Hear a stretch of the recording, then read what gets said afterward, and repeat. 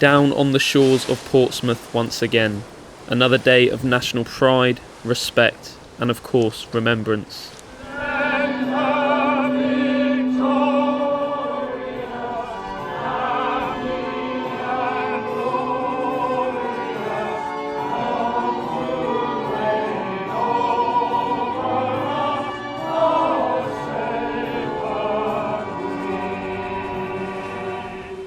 June 14th, 1982. After a 10-week campaign, the Falkland Islands were liberated from the Argentinians by the British. And yet, still today, 37 years on, the memories return.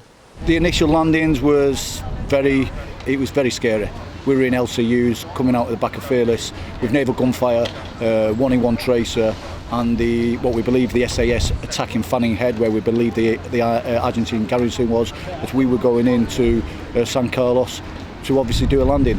Whether it was opposed, we didn't know, or whether it was unopposed. But as the ramp goes down, you don't know that. No one knows what's going to happen when that ramp goes down. Thankfully, it wasn't. We got wet, even though we said we wasn't, and then we obviously yomped up the hill to put in our defensive positions, start digging, because we knew at first light something was going to hit us.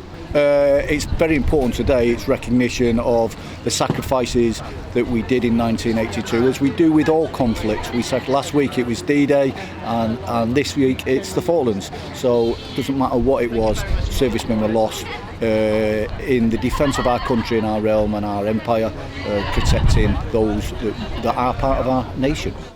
Of the 255 men that never returned home, many would have embarked on the 8,000-mile journey to the Falklands from Portsmouth, emphasising, just 1 week after the 75th anniversary of D-Day, just why the naval city is of so much importance to Britain's military past.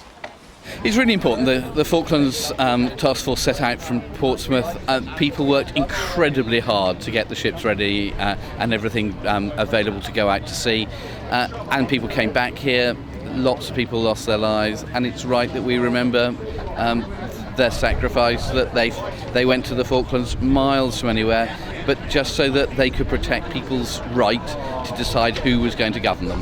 I think it's so much important to remember the people that lost their lives.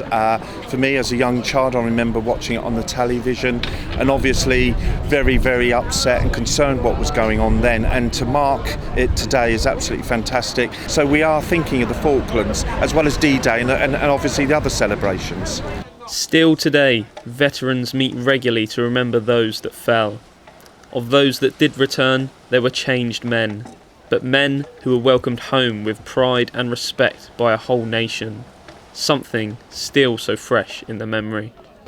The lasting memory is the returning to Southampton, coming round the Isle of Wight on the Canberra, having the mist lifting and seeing the welcome.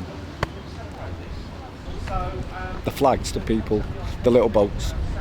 Okay, you can't take that away. What happened on the islands, yes, at times was not nice. It was cold, it was wet, the lads advancing, taking prisoners, seeing some unearthly sights.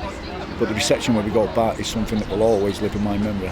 But as we've seen last week and this week, they do appreciate what has gone before them. And our sacrifice, or the sacrifices that went before us, allow us that freedom, and that should never be forgotten.